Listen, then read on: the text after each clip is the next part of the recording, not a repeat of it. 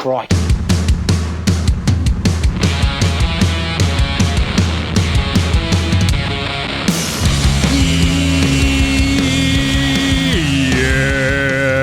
Yeah! NBA, Straya, how are you going? Hang on, are you good? You should be. Why is that, Jim? Well, it's Thursday, which basically means it's the weekend. That's right. Tomorrow's Friday. That's the weekend. Just pack her up, boys. You're done. Get on the tins. You're laughing. Your mate Jim says it's all right. Anyway, it is Thursday, May the 7th. Be with you. I'm your host, James Clements, here in Larry Armour Studios. It's NBA Straya. We had two very interesting and very different game twos today, didn't we? Yes, we did, Jim. That's right. We're going to talk about Sixers and Knicks and Wolves and Spurs. We're going to give away some awards. That's on a knife. Old mate, no mate, Spud of the night, better than Lonzo ball. We've got all the latest news, and we're picking previews tomorrow's games. And that'll be it, because we're just going to do a small show today. So I like that. So we should just get into it, shouldn't we? Yes, we should. Yes, quite, indeed. Let's go. Episode 1399 of NBA Australia. Oh, wow. That's almost a really big number. Let's go!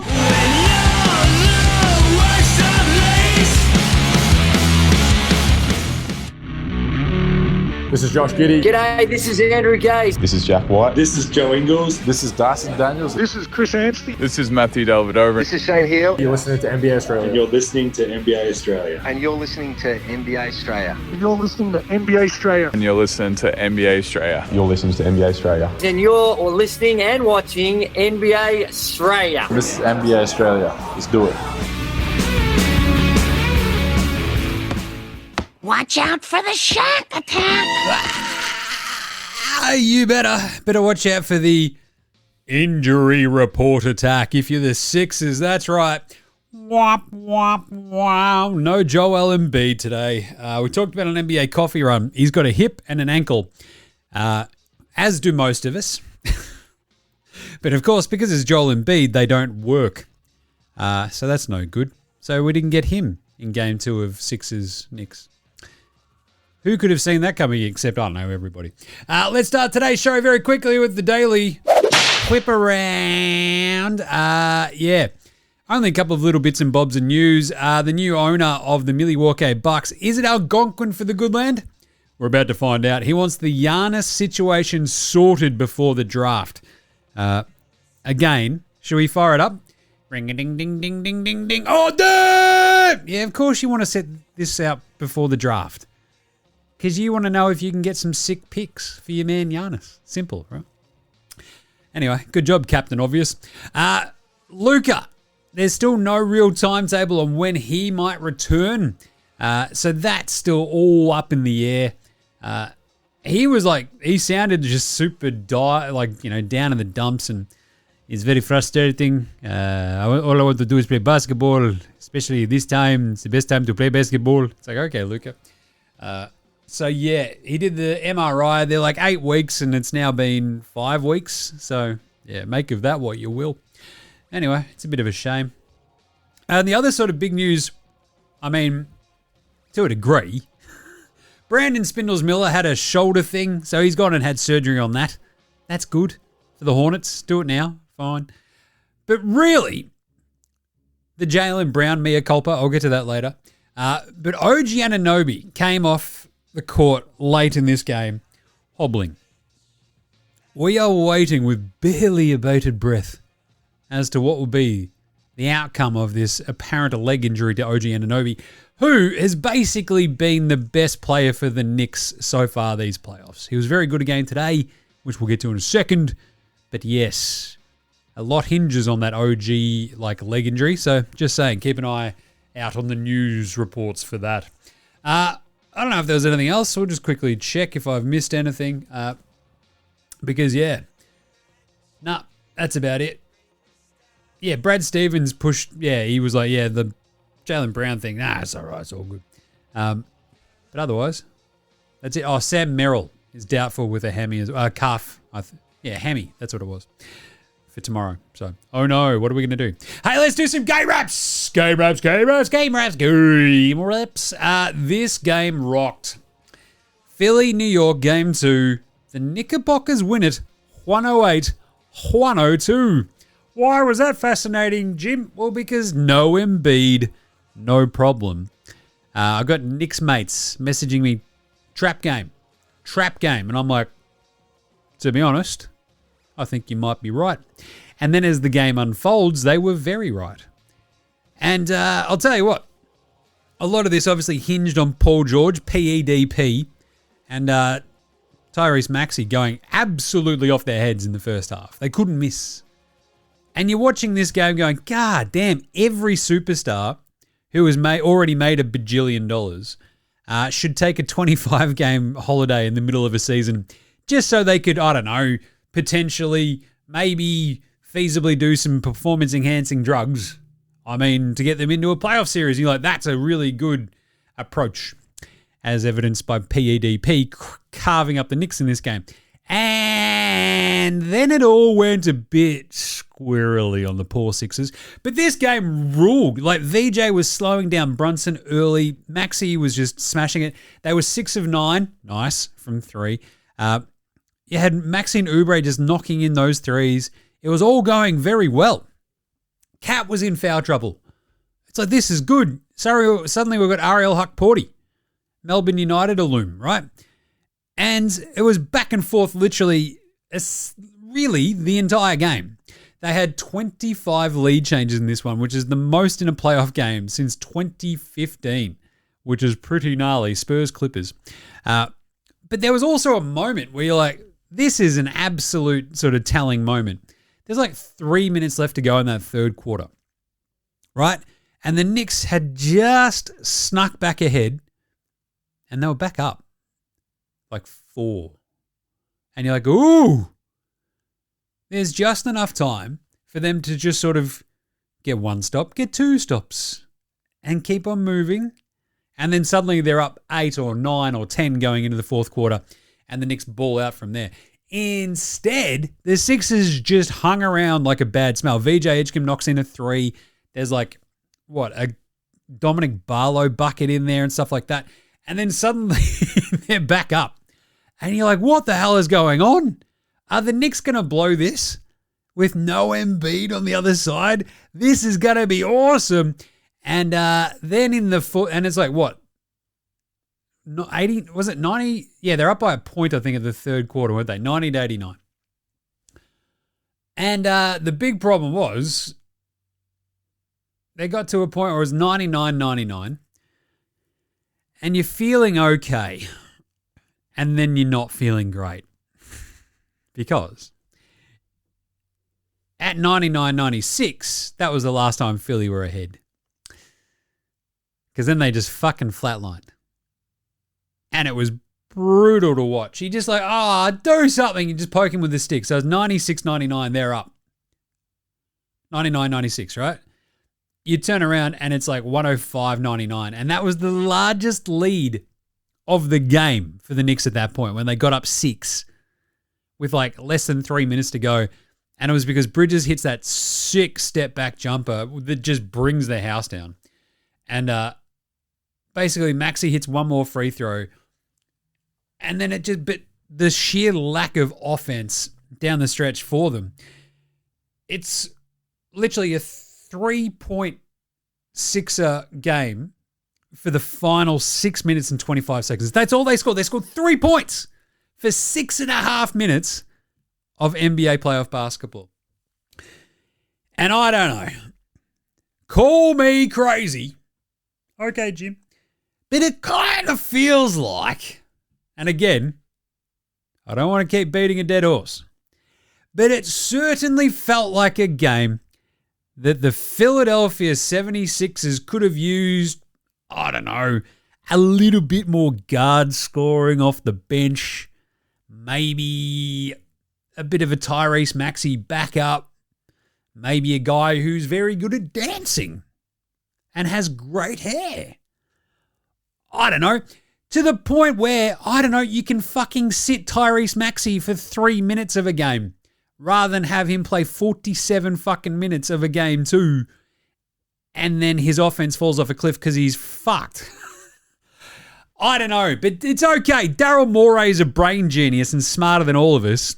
That's why he got rid of Jared McCain, a bloke they definitely couldn't have used today. Every Sixers fan everywhere is listening to this just going, fuck, yes, Jim. Yes, we know it.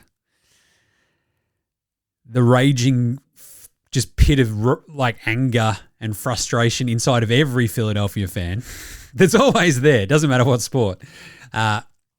Just got even a little bit hotter. But yeah, 3 points in 6 minutes 25 worth of basketball. It was actually more, 6:52. They scored 3 points. Just absolutely brutal. And by the time they scored the 2 points, there's like a minute to go. They're down 5, and there's just pack her up boys time. So really rough one for Philly because Maxey had 19 points in the first half, finishes with 27 on 9 of 23 shooting, 1 of 6 from deep. He just ran out of gas. 6 assists, 6 turnovers, right? PEDP started off on fire, finishes on 19 points, 7 of 18 shooting.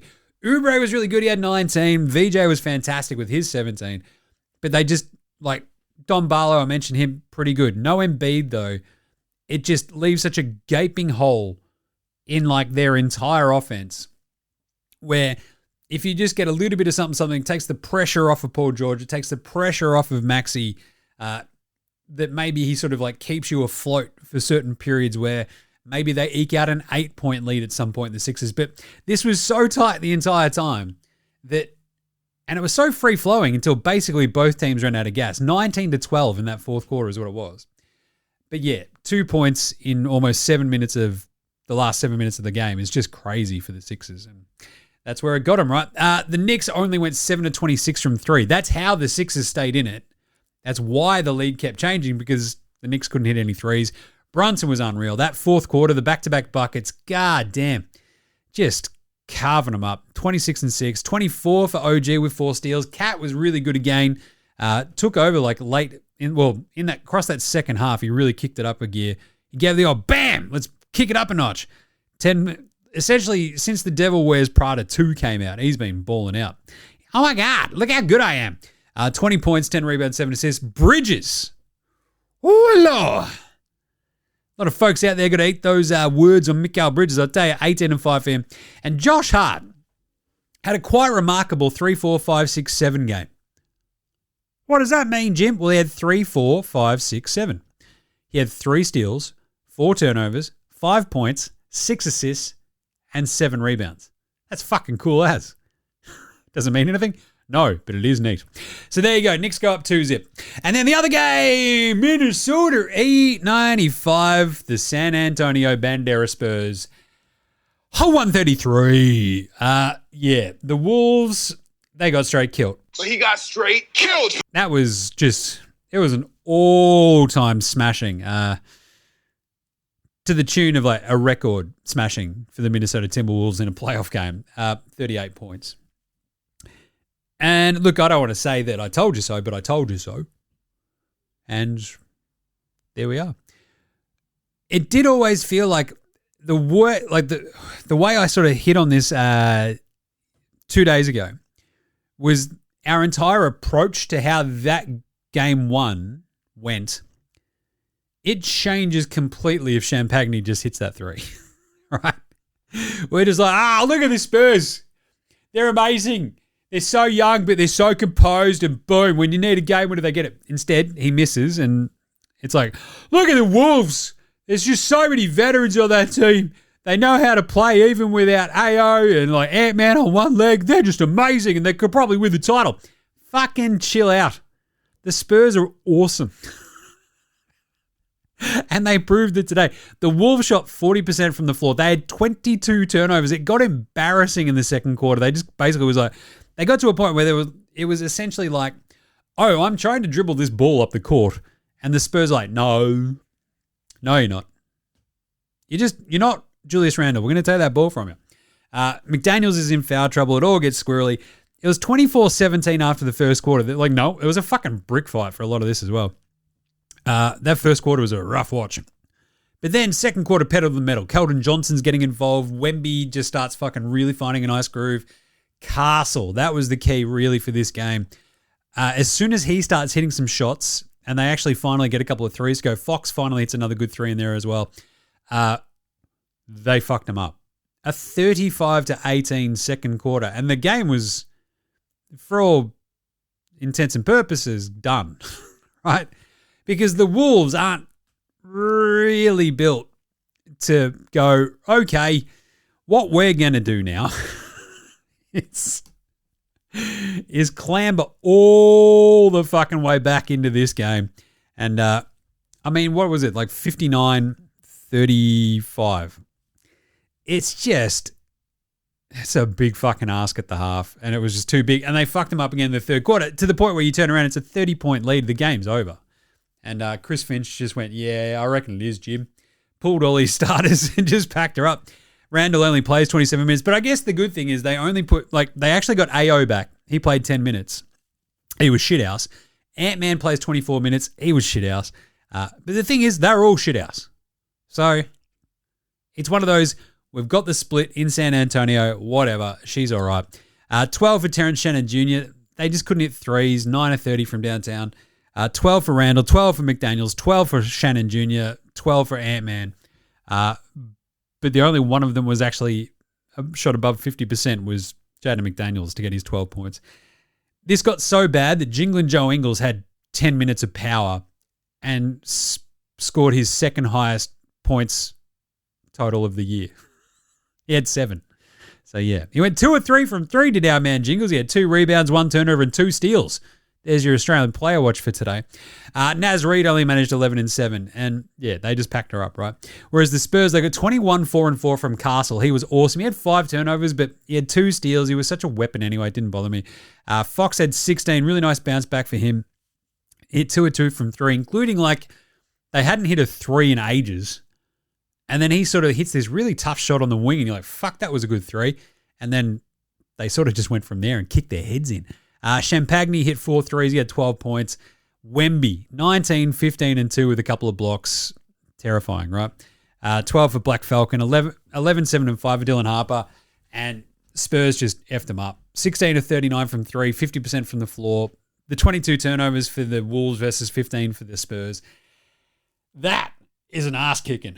That's just an absolute shit pumping, that is. They got straight killed. So he got straight killed. So, who was NBA Australia Pro Performer of the Night?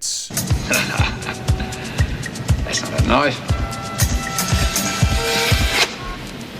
That's a knife. That'd be old Big Ed himself. That's right, he's got a bonce the size of... Is that the moon? No, it's Jalen Brunson's head. Is that the moon? Thanks, Robbo. We're going to give this to Jalen Brunson. He was absolutely fantastic. And those 2 buckets he scored at an absolute crucial juncture of that fourth quarter against the Sixers was 100%. That's not a knife, Tyrese Maxey. That's a knife. Whips it out. He was unreal. 26 and 6, 8 points in the fourth quarter. Carved them up. Was setting up other dudes as well. He was just unreal. So I'll give that to Brunson. Wemby, with a really good bounce-back game as well, gets a bit of an honourable mention. How about Spud of the Night? Spud, Spud, Spud, Spud, Spud, Spud, Spud, Spud, Spud, Spud, Spud, Spud, it is Spud of the Night. Minnesota starters, not named Jaden McDaniels, shot 10 of 30. So that's not very good. With McDaniels, it was 6 of 10, so they went 16 of 40, which is still pretty bloody bad for your starters.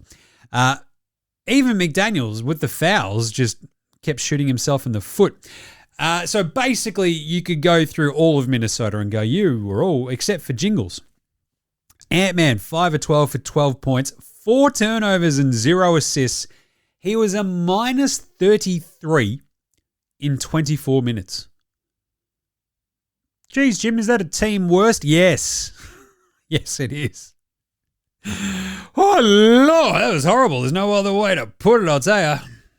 This is horrible. There's no other way to put it. You also had a combined 21 minutes for Bones Highland. Ayo! And they combined to shoot 0 of 7. So, yeah. Basically, we should have just called them the Minnesota Spuds today and just got on with our day. Who's old mate? No mates.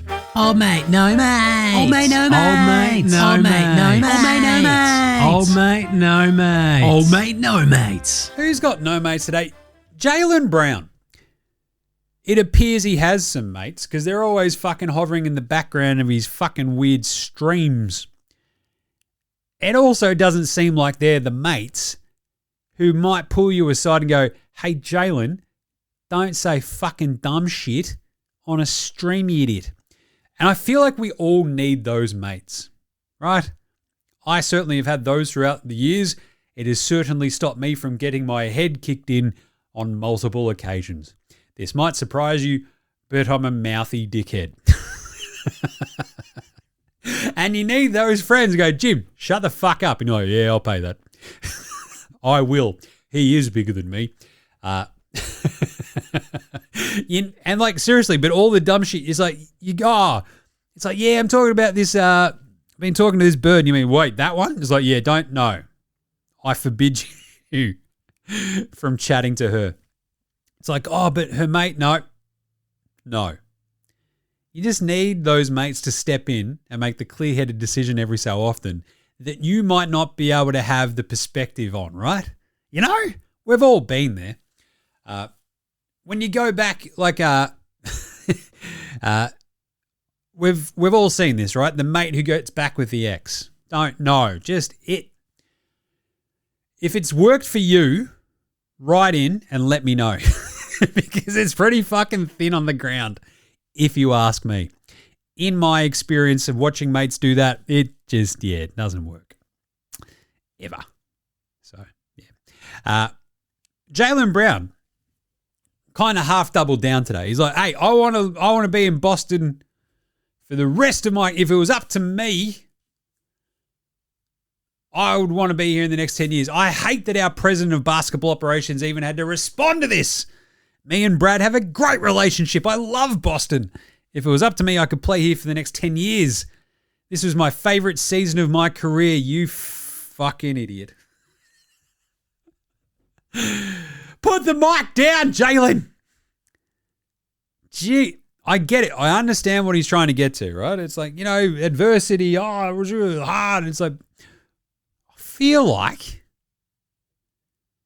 the best year of your career probably should have been when you won the title. Not when you got all the individual accolades. Just for a bloke who's so reportedly fucking smart, you're as dumb as shit. I'm just saying. Jesus. Pantsing of the night.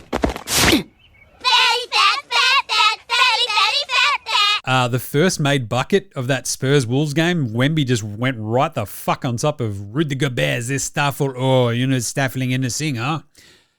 That was not French rejected. It was absolutely fucking yammed on him. To the point where Gobert got the fuck out of the road and was like, oh, God. That's it. For the first made bucket of the game, that's a Panson. How about better than Lonzo Ball, Bronny James, and Ben Simmons? Lonzo was the best player in high school. He was the best player in college. You think he'll get to the pros and be like, I made it to the pros, now I can be average. We're coming for everybody. Coming for everybody. VJ Edgecombe again was fan-bloody-tastic today. I'm so impressed by his game. Defensively did a great job on Bronson for the first half. Ends up 17 points on 6 of 13 shooting, 3 of 7 from deep, 5 rebounds, 3 assists, 4 turnovers. You get that on the big jobs, 1 steal. But he was awesome. And Jeremy Sohan, who got into the game for 1/30th of a second at the end of the game, starts talking shit. And VJ's like, shut the fuck up, Jeremy. I will fight you. And you're like, oh, I wouldn't fuck with VJ. The other one's got to be Dylan Harper. I like that one because, what was it, Nick Wright kept calling him Derek on some show. That was pretty good. Nick Wright, dead shit. 22 minutes for Dylan Harper. He was so bloody good. 11 points, 5 of 10 from the floor, 1 of 3 from 3. But 7 rebounds, 5 assists, 2 steals, and 2 turnovers. I love the way he plays. I love his composure. I love the way he thinks ahead of shit. And he's just really good. I love Dylan Derek Harper. There you go. They're both better than Bronny James, Ben Simmons, and Lonzo Ball. All right. Let's do some game previews for tomorrow. Short show. Game previews. Thanks, Inadvertent Bane. How's it all? Not a problem. Jim, how's it all going? Yeah, not bad. Had a little bit of another catch up with a friend of mine. He was exceptionally good mates with our dearly beloved past mate from a few weeks back. So that was a bit of a tough one, but it's all good. Just nice getting sort of all that sort of love and grief out there. So it was very nice today. But anyway, I'm all right. So how do we go on the picks today, Jim? Nailed both of them. That's right. We had the Sixers yesterday plus 6.5, plus 7.5. It went to 10.5, plus 10.5, and it still won. And then we had obviously the Spurs to smash the Wolves. So big thumbs up. So I guess since last Friday, Saturday, we've gone, is that 8 of 10? Sounds about right. Not bad, good size. Maybe since last Saturday. There would have been 3, then 4. Yeah. No, there would have been 12. So we've gone like either 8 of 12 or 10 of 12. So it's pretty bloody good. So we've got 2 more Game 2s tomorrow. And you can find our picks over at Dabble, of course. The link is in our social bios and show description. Cleveland-Detroit Game 2. So in Game 1, we picked Cleveland plus 3.5. The line is the same. And I feel like in that fourth quarter, we were feeling pretty fucking good about that Cleveland plus 3.5. They're right there. And then Detroit just go, that's cute, fuck you. Gives them the old 1-2 Costa Zoo, win by 10. The tricky part about that was and this is what I was yelling about in the series preview, is the defense of Detroit is the one thing you can really hang your hat on for either team. And I still believe that. I still kind of want to go Cleveland plus 3.5 again, though. Because there was it came down to nut crunch time. They had that moment where they're realizing, we're relying on James Harden. And that's why I'm probably going to go Detroit. Because, this is it. Defensively, between they got a lot out of Dennis Jenkins. They got a lot out of Dennis Jenkins. Cade Cunningham was fan-fucking-tastic in that game. Defensively, Orsar was everywhere, right? Jalen Duren was really, really good against Allen and Mobley. So, the thing is, if they're putting pressure on James Harden to take the Cavs over the top and win the game, if one of them is swallowing up Donnie Mitchell and he's not getting off the bloody chain at all, the Pistons can probably just eke out enough to win again. So, I think that defense is going to be the, essentially the block you're going to build around for everything you think about in this series. And so I'm going to go Detroit minus 3.5. Then you got Lakers OKC Game 2, where the Lakers never really had much of a sniff in Game 1 after the first half. It was just like, wham, bam, thank you, ma'am, see ya. And off they went. To the point where, they ended up winning by 18, and it was never really close in that second half. It was just sort of similarly to the way that the Spurs beat the Wolves today. It was just methodical. And that's sort of what OKC can do to a team. They just sort of go, yeah, look, what we're going to do. It got down to that 4-point margin in the third quarter, Lakers OKC. And then they sort of just kept kicking their ass and over and over and over. So that was with Austin Reeves shooting 3 of 16. Do you think he does that again? Do you think he's that bad again? You've got Dort that you can sick onto him. Does Marcus Smart stink it up? Do OKC cover by another 15.5 points? Can they do it? They win by 18 in Game 1. I'm going to err on the side of the plus 15.5 just because it's a really, really big number. I still think OKC win it pretty handily. This was 15 points, OKC Lakers, with 4 minutes to go after Austin Reeves scored. Then they got it to 14 points with 2.5 minutes to go. So, they're kind of thereabouts. So I might take the Lakers as long as we get another decent LeBron game, which again, this is a bit of a tough ask for a 4,200-year-old. But Reeves should be at least a little bit better. If he's not, it's a tough one. 3-16, though, is hard to get a bit worse than that. So hopefully we get a little bit better out of Austin Reeves. This is a little bit closer, but OKC probably still win it, right? Right? I think their defense is that good. The offense is awesome. SGA was not world beating, the 7 turnovers, the 18 points, whatever. So I'm going to say Lakers plus 15.5, OKC still win. Yeah. And there you go. That's it, because I got to get out of here today. I got to go see Frank Turner and Bowling for Soup. That'll be fun. Love Frank Turner. Bowling Soup are pretty funny as well. So we'll be back on deck for a big Friday show. We'll set you up for the weekends, and we've got the game 2s tomorrow. Then we'll get into these game 3s on the weekend. It's going to be awesome. So that's what we're going to do on Friday's show. We'll set you up for the Saturday and Sunday games, and do some other fun stuff. Send in some yeah-nahs as well if you want me to answer them. I've got plenty of questions, so we've already got a couple sitting there, so appreciate you. So make sure you're following us on Twitter, Facey, IG, YouTube, and TikTok. Bang into the NBA Australia YouTube. Jump in the comments, say g'day. You can watch all this. That's what it's all about. Get around Footy Unfilterated. That's right, our new AFL show. That's really fun. Me and Jez chatting all things footy. It's just fun. I just love chatting footy. It's just good. So go get around that on YouTube and your podcast apps. NFL Straya, Jim does Supercoach as well. The AFL Supercoach show went up last night, so go check that out. Rate, review, star, subscribe across all of your podcast apps and YouTube for those shows. Come on. If you haven't, what are you doing? Rate, review, and star. Help a brother out. Come on. It's the playoffs. I'm working my ass off here. Speaking of which, buymeacoffee.com/NBA Australia if you want to help support the show. Buymeacoffee.com/NBA Australia. You can join the Dead Set Legends Club. You get exclusive content every month, which is very fun. Big thanks go to From Oslo for the intro and outro song, as well as to House Hats, Joshua Dylan Fascinated, Goldmines, Ramshack Alami, who are playing this Saturday at the Bendigo Hotel in Collingwood for Scarfighter 2. I think they're on at 8. I'll be there before and after, so go check it out. Iowa Sextra, Green, and Dozers, they're also behind the tunes you hear throughout the show. Stream them on your music platform streaming of choice, or go buy shit from them. Go do that. We support NBA. Well, NBA Australia supports Australian bands, so should you. All right, that's it. Nothing at the end of this one. I've got to get out of here. This is NBA Australia saying, "Whoo, Lord, the Spurs are back." And Knicks-Sixers is pretty fun. We'll catch you tomorrow, you dickheads. This is NBA Australia saying, look after yourselves, hug your mates, and lay-dozing.